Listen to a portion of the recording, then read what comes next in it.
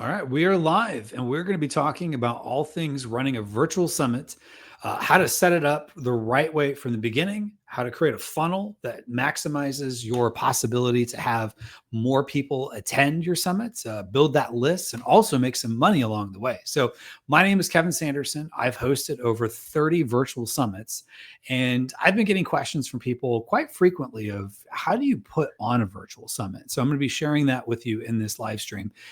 This is, depending on whether you're watching this on LinkedIn or on YouTube. If you're watching on YouTube, this is actually my very first YouTube live stream on a brand new YouTube channel. So we're going to be talking through a few ways that we can help you out. So I'm just going to double check that everything is working on YouTube correctly, just to make sure the tech is firing on all cylinders. It shows that we're actually live.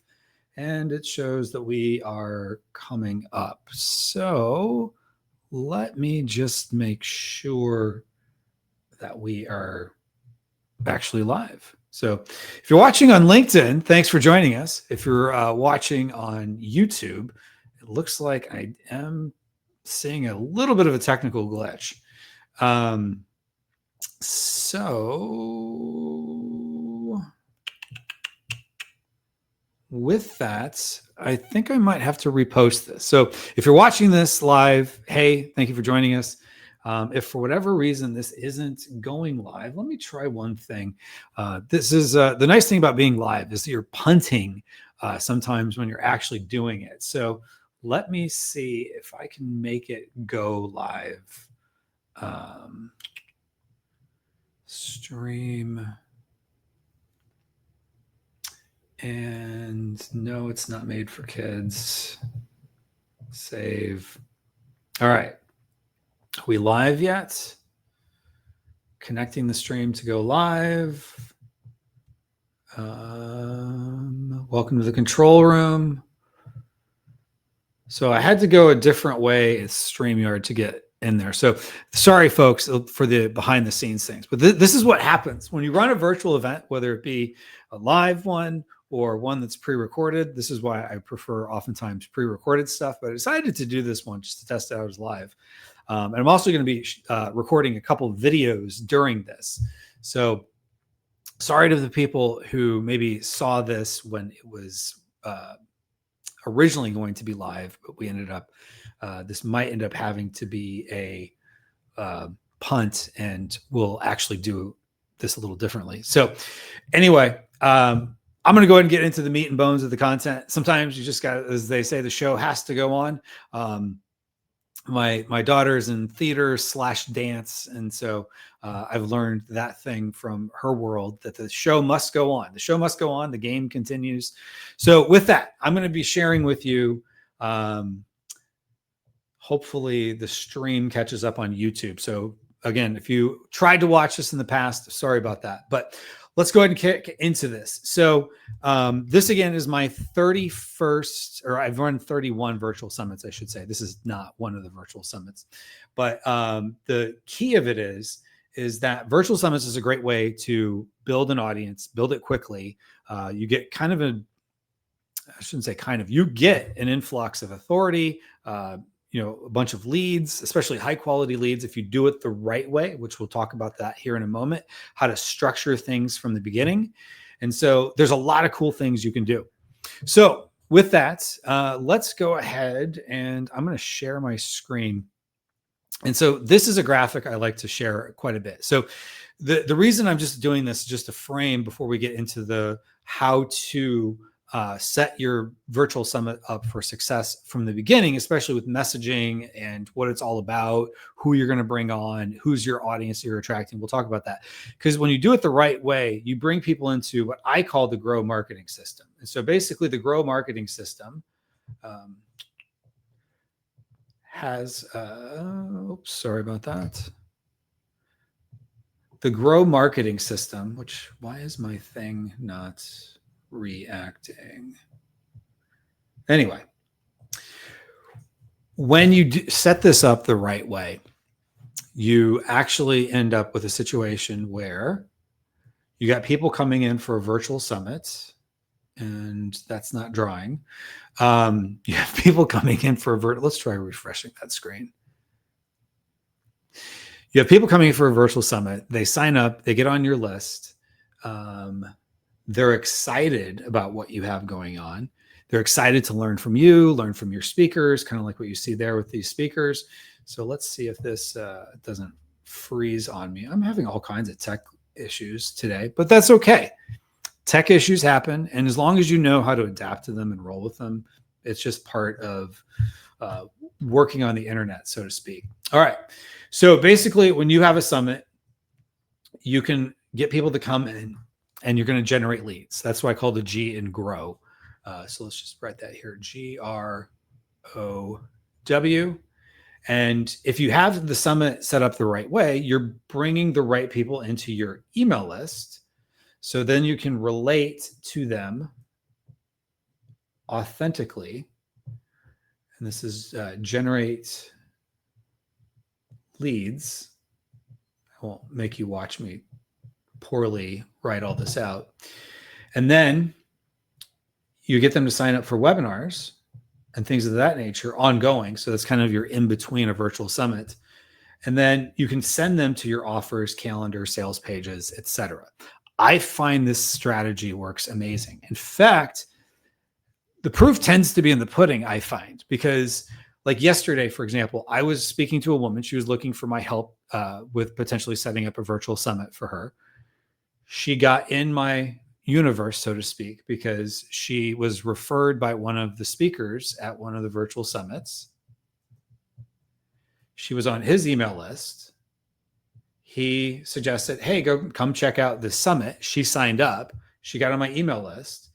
She got an email from me to attend a webinar. And as part of that webinar, she ended up on my calendar page to talk about a high ticket service that I offer.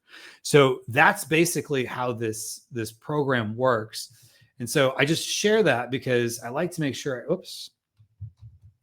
everybody understands how the system works, because it's such a great way, if you set it up properly with the right messaging, that you can get the right people on your list to sign up, or you get the right people to get on your list, and then they will be part of some of the offers that you're making in the future. So, all right. So with that, let's go ahead and we're going to get into the next start of this session here today. And I'm going to share with you a few things. So in this video, I'm going to share with you how to set up a virtual summit the right way from the beginning so that you can maximize the potential for revenue that you bring to your business, maximize how many potential people you can use to grow maximize the number of people that you can bring to your email list. And what you want to make sure is you're getting the right high quality people, especially if you're an agency, coach, consultant, service provider. You don't want to just get everybody to sign up. You want the right people to sign up, and you want to work with the right people as potential speakers on your virtual summit. So I'm going to share all that with you. So as a little bit of a little quick thing you could do is you could go down below and in the comment section, just type in workbook, and I'll send you our GROW Marketing Workbook, which I'm actually going to work through here together on this video. And I would recommend getting this, printing it out if you're interested in potentially hosting a virtual summit. It talks a little bit about the model that we're using. It asks you a lot of questions to help frame your summit the right way to make sure that you have the right audience that you're bringing on board. So let's go ahead and get into that. So I'm going to go ahead and share my screen here. So this is the GROW Marketing Workbook, which again, just type in workbook in the comments down below, and either myself or somebody on my team will get you a copy of that workbook. And so basically, we've got our GROW marketing system that helps you generate leads, relate authentically, offer value, and win clients and customers using virtual summits, email marketing, and webinars. And all through that, we're bringing people onto our email list, and we're offering value. We're demonstrating authority. You're becoming a go-to expert in your niche, and you'll make offers and get people to sign up on, whether your sales page, your calendar, whatever mechanism you use to get people to sign up for your offers, you'll be able to do that. So this does work. I've got case studies, which you can read about if you get into it, but this is a case study, not $93,000 in sales, but $93,000 in MRR, which is monthly recurring revenue. So that's about $1.1 million annualized. And that's actually what we could track, because in that particular funnel, people are coming in all kinds of different ways. And if you warm people up the right way by getting this summit set up, which I believe the summit is the foundation for all of this, and make that a little bigger. The summit is the foundation for all of this. So if you get people to sign up for the summit and they're excited, and they want to continue to learn from you, and you're offering them value over time, sometimes they just wake up one day and are like, you know what, I want to work with that particular person. And they don't click on the tracking links and go to the specific calendars that you want to. Maybe they just end up on your contact page, or they reply to one of your random emails, but not the email that, was about what you're trying to track. So that's all okay. So that means numbers like this are oftentimes actually conservative, because there's more people that sign up because of the funnel. They just don't go through that funnel. So hopefully that made sense.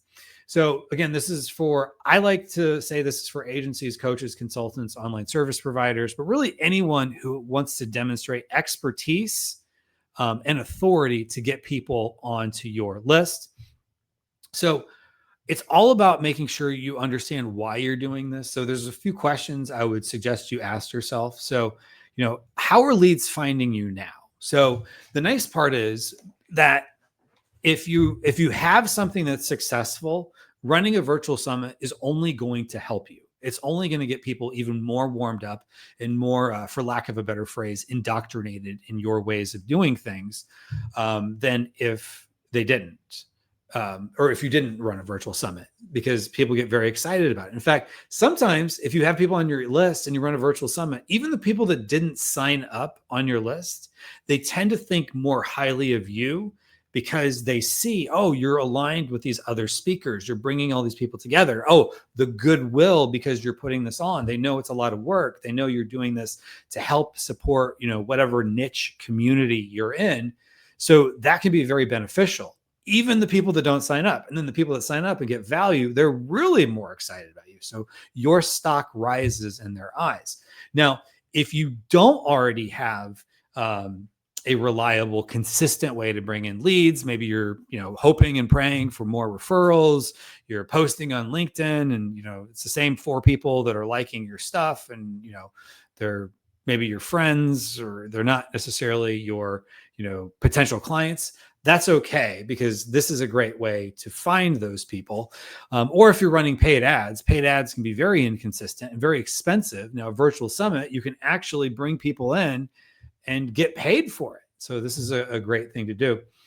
And then you want to ask yourself too, where do potential clients tend to drop off or lose interest before taking the next step? And oftentimes that is because they don't know, like, and trust you. So think through, how are they coming in now, and think of a virtual summit as a way to kind of plug that hole, so to speak, to get them closer to crossing that barrier of the trust line, so to speak. All right. So then, there's a few other things you can think about, which I would recommend downloading this workbook and going through it more comprehensively than what we will do here right now. But there's a few other things you can think about. So, I think the next thing to really think through is, who is your ideal client profile? And I talk to people that have a variety of different businesses. Some people are agency owners and they have a specific audience, whether it be they're serving dentists, or, they're a consultant for, companies installing a certain type of technology, or they're a coach, helping people, with, their health, or, they are, a service provider for Amazon sellers. Whatever it is you do, who are you trying to attract? And then ask yourself, what problems do they want solved? What have they already tried? Because you want to differentiate your summit as being a way to get them closer to what they want to get to. So it's ultimately, if you think about it, the virtual summit is almost kind of like an electric drill. If you've been in the marketing space, you probably heard this analogy. People don't want an electric drill. They want a hole. So you're selling them the mechanism to get the hole in the wall, that drill that they can drill in. So, what have they already tried? They're trying a saw and they realize, oh, saw is not the right tool to make a hole. I need a drill because the drill, or are there certain bits that they have to put on the drill? And so think through it from that lens. Who is it you're trying to attract? What have they tried before? What are their pain points? And what are you trying to, help them solve? And then, what are they actively searching for right now? So what are they going out and, looking for? And then fill in this, when you think about like, who is that audience? What are their pain points? What do they want? What are their desired results? And then the question to ask yourself is, where do they hang out? If everybody in your niche audience is hanging out on LinkedIn, finding a bunch of Instagram influencers is probably not getting you the right audience. You ultimately want kind of the intersection of what you want, your audience wants, and what speakers want, which we'll talk a little bit more about that. But you want to figure out where are they hanging out, because there's influencers in whatever area they hang out. Now, I will say they tend to hang out in email. So there's usually people who have email lists, which you may not think of that as a place to hang out. But, if you somehow found out about my world through my email list or somebody else's email list, that email list is one way to think through it. Now, it's not as public. Sometimes it's harder to find people's email lists, but just keep that in mind. So who already has your audience's attention? So in those niche places they're hanging out online, who has their attention? And then who would make great speakers or partners? So one of the things to think about is when you're reaching out to potential speakers, who would you like to work with? Who's aligned with you?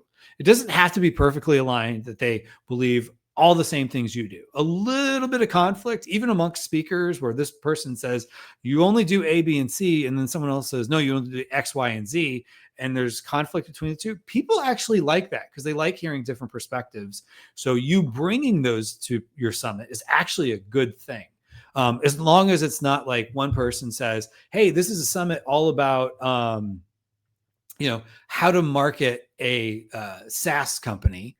And you've got this person who says, here's all these strategies for marketing SaaS companies. And someone else is saying, hey, you know what? Forget SaaS, invest in real estate. That would be the wrong thing. You want to keep things aligned to, what it is you're doing. And then who has complementary services to what you're offering, even if they're a competitor. So one example is, I've done a lot of summits in the Amazon niche, and I might bring on, let's say I have a summit about pay-per-click advertising on Amazon. It's a very niche audience, but there are people who are influencers and experts and, thought leaders in that space. And so I would want to not just have people talking about PPC, but here's the thing. When you have paid traffic, you need to convert on your page that paid traffic. So what I would do is then figure out like, okay, I've got paid traffic, and this paid traffic needs to convert, but who's going to help them convert? So maybe there's some conversion rate optimization, listing optimization. These are like Amazon technical terms, but that's in that space, they're complementary. And the people who are interested in listing optimization are also people interested in PPC, pay-per-click advertising on Amazon. So they have similar audiences that complement each other that would both be attracted to attend the summit, but also would benefit the audience by having people speak on both topics. So you want to think of it that way. And I generally like to think of it as when you have a summit, you want to have about 15 to 20 speakers. And, especially when you first start out, you're probably not going to be all that well known to people in your niche. Now, maybe you already have some people in your warm audience. That's great. But if you don't have a track record of doing summits in a similar niche, sometimes it's harder to get people to say yes. So I like to say, as a rule of thumb, you want to have about 15 to 20 speakers to have a good summit. And that might require inviting 40, 50 people. Some people are going to say no. Some people are going to ignore you. Some people just need a nudge to say yes or no. And that's okay. And then some people are just going to say, this isn't going to work for me at this time. Thank you. And those people sometimes make great speakers in the future. They were at least nice enough to respond to you and say, hey, I can't do it now. So don't worry too much about like, oh my God, if I need 15 to 20 speakers, I'm just going to go all in on these 15 to 20 people. You know what? If you end up with 24 speakers, it's not the end of the world. This is not hard, fast numbers. This is more of a roundabout number. And so also don't freak out if people aren't responding right away. Not everybody responds within 6 hours or 10 minutes or whatever we'd like it to be. So just know that that's okay. So then you want to write out like, who are some of the people in your audience? You know, what is their audience type? Why would they be a fit? And then maybe reach out and find their contact information. You could ask places like ChatGPT and things of that nature to help you find those people. And so we haven't even reached out to anyone yet. We're just trying to get a sense of, is there an audience out there that's interested in whatever this topic is? What do they want to know about? And then we want to figure out, what is our summit? So you want to figure out, what is the name of your summit? So like, for example, PPC Mastery Summit. That is a summit that is 100% dedicated to pay-per-click advertising. It's pretty obvious in the name. Although sometimes I think some people get confused that maybe it's about Google advertising, which also uses the term PPC. But because I bring on so many PPC experts from the Amazon world, it's not a problem. So people get it because I'm bringing the right people in, so that, like, it clicks that what I'm talking about. You want to make it memorable and benefit driven. So benefit driven would be like, you're mastering PPC. You don't want to just call it the PPC Summit. I like to call it PPC Mastery Summit, something that's like descriptive, like more like your benefit of attending is you're going to have better paid ads, which implies more sales and lower costs, because that's the thing that people want. So if you can get them more of what they want and less of what they don't want with your summit, it's going to be a win-win for everybody. And then focus on the transformation or the result. So, mastering PPC, it doesn't have to be, make 7 figures in the next 30 days summit. Like, they might not even believe it. So it has to be short, but also memorable. But also you want it to be clear more so than you want it to be clever. So don't worry so much about like rhyming or something like that. Like, just when they look at it, can they see like, oh, that's something I'd be interested in, like, very quickly. And then maybe come up with a few names. So then that's the basic gist of the summit. So if you do that correctly, you've got your summit pretty much like the basics of it, dialed in. So with that, from there, people get on your list, because if you found the right people and the right speakers, you start reaching out to them. Hey, this is the summit I want. Now, one little tip I would recommend is you use your friendly ChatGPT and have it do a deep research and have it do IP for whatever that summit is, and look to see if the whatever that summit is, that name is available. So if the name of the summit isn't available without the word summit, try it with the word summit. If neither of them are available, I probably wouldn't touch that, because somebody might already have that IP and you don't want to necessarily infringe upon that. But ChatGPT, or Gemini or whatever you use, if you use the deep research function, it'll usually come up with something pretty good. So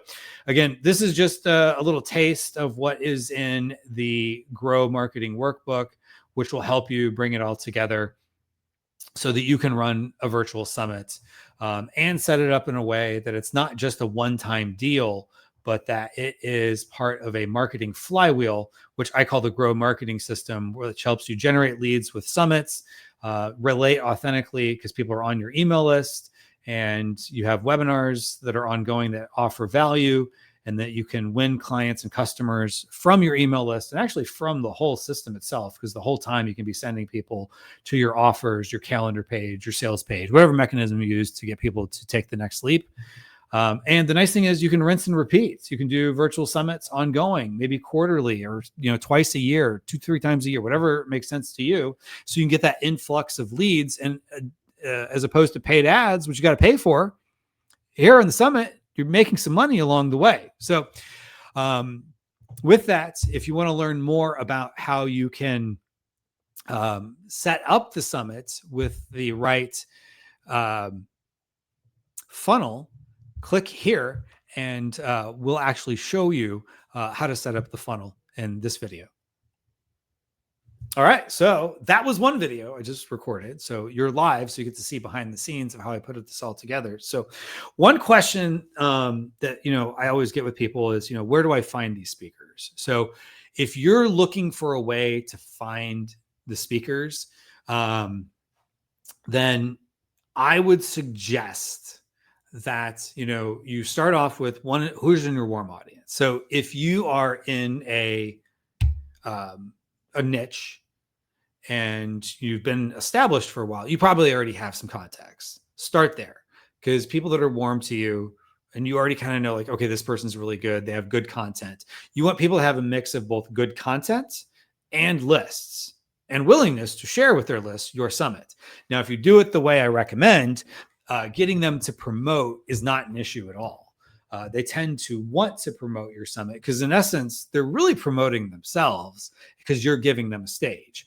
So who would be interested now? And usually that's people who are already out there in the world, that are promoting themselves on social media, or they have a YouTube channel or a podcast, or they themselves run virtual summits, which, if you're running a virtual summit, other hosts in your niche are not your competition. They are your collaborators. So, reach out to those people if you can figure out who they are. Because, I'm sure they know, even if this is your first summit in the niche, if you're going to do this ongoing, they want you to refer to their summit as your list grows. So it's a beneficial thing to them. Then if you then are, going outside of your warm list, who's on your lukewarm list, so to speak? Like, maybe they know of you, maybe they don't, maybe you're on their email list. That's one thing I have found is really powerful, is if you're in a new, if you're making a pivot or you're trying to connect with someone and you've never connected with them, if you're running a summit and you reply to one of their emails and say, hey, I'm running this summit on these days, and they see like a subject line they generated, and it's, they can see, oh, they're responding to this email, even if it's not about the topic of their email, but you just say, hey, I love what you're doing. I'm on your email list. I was thinking through people that might be a potential speaker. You came to mind. Would you be interested in speaking? And oftentimes they will say yes. So that's another way to do it. Then, take a look and see. You could poll, if you have an audience, ask people, who in your niche are you currently following? Who do you find to be an expert? Who would you like to see at a summit? And people will oftentimes give you names. And I can tell you that is a very warm conversation if you reach out to someone like, hey, I polled my existing audience and I'm running a summit, and your name came up with my audience as a potential speaker. Would you be interested in having a conversation about potentially joining us? That is so warm of a reach out, which they usually are like, yeah, let's do that. So that's definitely something that you could do. Then another thing you could do is, just ask ChatGPT, hey, who in this niche would be beneficial? Then you could also go and just look up maybe some of the speakers you already are really eyeballing, or people that you have already said yes. And, you could look them up on YouTube or on, Apple Podcasts. What podcasts have they spoken on?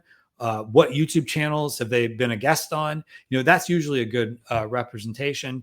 You can also look on LinkedIn and things of that nature. One caution I give: audience size on LinkedIn does not correlate with ability to promote a summit, in my experience. They might have a really big following in LinkedIn and have a really big email list. Some people build really big, successful LinkedIn followings, but they have no following. They don't really have an email list, and lack of an email list usually means that they won't always be able to promote well. And if all of their following is on LinkedIn, I found LinkedIn is not a good direct response channel. LinkedIn does not like to promote links, even though link is like the first four letters, but they don't like to promote your external links.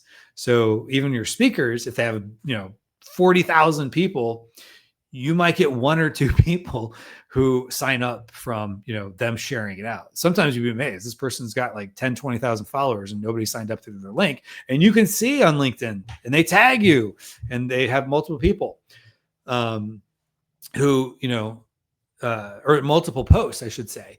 And that happens sometimes. So I wouldn't worry about that. But the nice thing is social media helps kind of get the word out, plants the seeds in people's mind. Whereas in reality, where people go to sign up is going to be through email. So that leads me into the funnel. So I'm going to be talking through the funnel here in just a second. So before I start that video, which will just be right here, but I'm going to go ahead and I'm going to bring in a couple of graphics that I had, but unfortunately they went away. So let's do List Growth Summit. That's a good one. So we can show graphics from the List Growth Summit and promotional images. All right. So with that, let's go ahead and get into it. In this video, I'm going to share with you how to set up a funnel for a virtual summit so that you have the best opportunity to maximize the number of people that sign up, the revenue you make, the impact that you make, and the relationships that you build along the way. So my name is Kevin Sanderson. I have hosted over 30 virtual summits. I get a ton of people asking me, how do you set these summits up? Is this something you could do for me? And yes, spoiler alert, I do have virtual summits services, which I offer, but I won't get into that just yet. So I'm going to share with you how you can set a virtual summit up for success. So I'm going to share with you the basics of what does the funnel look like? How do you promote that funnel? And how do you get experts in your niche to promote it for you? So let me go ahead and share my screen. So I'm going to be doing a little bit of drawing here. So basically, when you have a virtual summit, you want to bring on about, oops, that's the wrong thing there. So, all right. So you want to have about 15 to 20 speakers. And with that, these are people that I generally like to pre-record ahead of time. I don't like to do live. In fact, as I did I did a live stream and I had a technical glitch. Stuff happens. So I like to do something where people sign up. We pre-record during the, during the like planning phase. And then when we have the virtual summit, it's usually 3 days long. You could do longer than that. I generally like to do 3 days. And so that's about 5 to 7 speakers per day.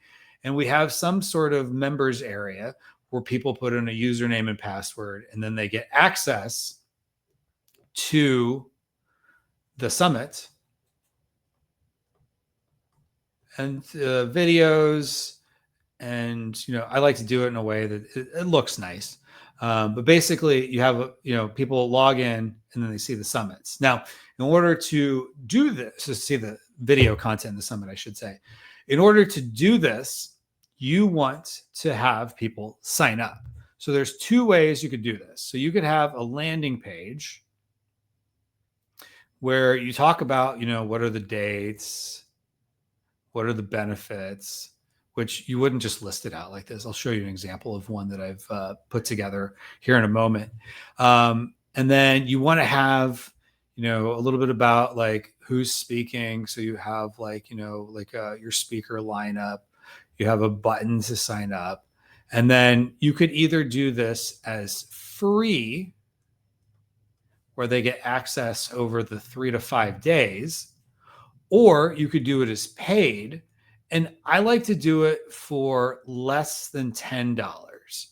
And it could be anywhere from $7 to $9 or even $9.99, but keep it under 10. There's something psychological about $10. Just feels like it's another level of scrutiny in their mind. Like, do I really want to sign up for this thing?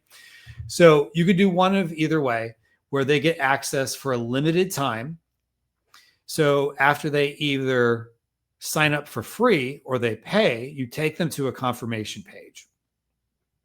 And on this page, you're going to say, thank you for signing up. Let them know more details will be sent to them, yada, yada, yada.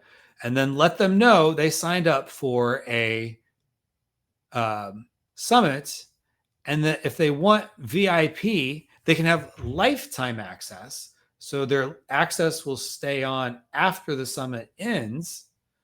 So if it's a 3-day summit, you turn off the access for everybody who doesn't have VIP. If they do have VIP, their access stays on, or there's a few different ways you can do it. That's usually how I like to do it. And then usually you throw in some sort of bonuses. Say, okay, here's the bonuses. And then people are excited. And then they can either say yes, and they buy it. And then maybe they go to a page that's a thank you page for VIP, and you give them some details about the summit, maybe have a little video or something. And then another one where maybe there's a button that says yes, and a button says no. And if they say no, they just go to a page where you say, awesome, thanks you for signing up for the summit. And they sign up. And you thank them. And you tell them basically they had 3 days of access, and they can always upgrade to VIP later. I like to make it so that this is lower price here. We would make this what I call a one-time offer. I didn't coin that phrase, someone else did. But basically, they have a one-time offer where they can purchase it, and then they can purchase the VIP here, but they can come back later, but you have a different page. So if you send people emails about the summit, you can also send them to your VIP page, which is probably higher price and oftentimes has fewer bonuses. You don't have to do it that way, but basically if the price is less expensive here, you can say to people, this offer is only available on this page. And then maybe you have some bonuses that are only available on that page. I've done it multiple different ways, but I generally like to have something where the VIP is a lower price and then possibly some extra bonuses. They're going to get bonuses either way, but maybe extra bonuses on the one-time offer page. So that's the gist of it, of how you get people to sign up. Now people might be like, these are just a bunch of scribble scratch, which I agree. My father was he had a master's of fine arts degree, and he had a painting in the Chicago Institute of Art. And as you can see, I can barely do stick figures. So art definitely skipped a generation in my family. So basically the gist of it is you have a, let me pull that up here real quick. You have a landing page, kind of like this one, where people land on it. You have, basically telling people like the date, you're branding the summit, you're, have some sort of value proposition, at the beginning, like here, this is for Amazon sellers. So grow your business with more traffic and convert more sales. So everybody wants more traffic on Amazon, and they all want to convert more sales. So it's something that's going to grab them. You're making a promise, and don't make a weak promise. Don't make over the top promise, how to make 7 figures extra in the next, 48 hours. Make sure it's realistic, but it's something that's compelling, because that's the way to look at it. Then you want to have what I would call your subhead, or some sort of explainer paragraph. So this is telling people you have industry leading PPC, traffic generation, and conversion rate optimization, and growth experts will teach you proven strategies and tactics to more effectively grow your sales on Amazon this year. So this was something we did earlier in the year. So basically let people know, grab your ticket. This, I didn't have this exact wording at the beginning, but that's something I had. Always have a countdown timer. Some people think countdown timers are cheesy. They are effective. So I usually, when I run a virtual summit, I have a countdown timer for the, whatever, whether it's free or in this case, it was $9.99. Either way, I have something with a countdown timer going to the beginning of the summit. And then right before that countdown timer expires, I move the countdown timer to, whenever I'm going to stop selling tickets. So it's basically, if you want to get before the summit starts, let people know when it's going to start, and then let people know when it ends. I will tell you, generally speaking, people sign up very much at the last minute. So not that you'll have no signups if you start promoting it a couple weeks out, but I do recommend about a week and a half to 2 weeks out, you start promoting your summit, but you will get a lot of people sign up at the last minute. So don't cut off sales once the summit starts. Cut off sales maybe 2-3 days after the summit starts, because that first day or two, you will oftentimes get a lot of people, and you'll get a lot of people sign up maybe right before the summit starts. So with that, you want to have some value propositions about your summit, what they're going to learn, basically, why should they want to attend? And then what I think is the beauty of a virtual summit is that you have a bunch of speakers that you bring on. So like you want speakers that, either they themselves are well known in the space, or maybe they're from a company that's well known in the space.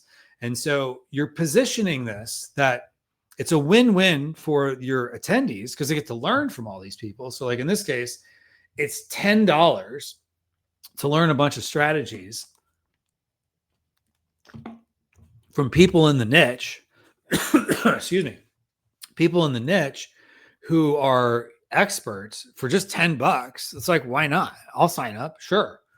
So it's exciting for the attendees, but then for the speakers, they're seeing like, okay, I'm being lumped in with all these other people. So it makes them feel good and feel like they're part of something. And then, some people might be saying, well, isn't that kind of like a podcast? It kind of is, but with a podcast, it's always available. So with a summit, you're putting a line in the sand and you're saying from February 4th, 2025, which is when this summit was, through February 6th, this is the summit. This is who's going to be speaking what days. Now we pre-record these ahead of time. So, it is kind of like a podcast, but I'm recording a bunch of episodes all at once, so to speak. These are sessions. I don't call them episodes. But it feels more like if you went to a conference where you see all these speakers, because there's an urgency of time, like, okay, this is happening over a certain date and time. So it gives people more urgency to sign up as opposed to a podcast. If they've never heard of the podcast and, somebody was like, hey, go check out this podcast that I was interviewed on. You might get a couple people to, listen to the podcast, but they're probably not going to fill out any sort of form or sign up for something right away. You want people to promote your summit because they're promoting themselves, which I'll share with you a little bit of how I do that. And then you want some social proof. If you've done other summits, put it on there. If you've not done a summit, you don't have the social proof of you've had 6,000-7,000 people attend your summits or something like that, but you have some sort of social proof like, hey, this is the value we provide is X, Y, and Z. Don't try to make it seem like people are saying good things about your summit. Be clear about what it is, but also brag. And then if you have some sort of sponsors, put them on here. If you're first time doing a summit, it can be hard sometimes getting sponsors. So you might not be able to. And then you want to have some more value proposition. I like to tell people that basically they're doing all this from the comfort of home, that normally to see a lineup of speakers, kind of like what we have here, you'd have to travel, buy a conference ticket for hundreds of dollars, get into an airplane, stay in a hotel, eat expensive hotel food. But here for just $10, like make this as much of a no-brainer. It's all about positioning, which helps position, and people feel excited about this. Now, if it's a free summit, you don't have to worry about, like, hey, I'll give you your money back. Well, it's free. With a paid summit, I do like to put in like money back guarantee. I know this has been controversial. Some people in the summit world are like, I never give, because people might cheat the system. I have found if you give a good summit and there's good content and stuff people want to learn from people they want to learn from, you're not going to have a lot of refund requests. I have had, generally speaking, less than 1% to 2%. Let me say that. If I take out, I accidentally bought the ticket twice for a paid summit, which you can make so many times that happens. They're so excited they bought a ticket again. People will sometimes get so excited that they buy twice, you have to, of course, do the right thing. And even if I catch it and they didn't ask for it, I'll give them their money back. Like, hey, I noticed you bought twice here. And if you do that, like you'll make a fan for life. I'll tell you that. People love people with integrity. So if you say, hey, I noticed you bought this, did you mean to buy twice? Like, is one for someone else? And if they're like, usually like, oh no, I didn't mean to, I'll give them their money back. Now, the controversial part is someone who's like, I didn't like it. It's going to happen every now and then. Do you want somebody who's going to be upset and has a bad taste in their mouth?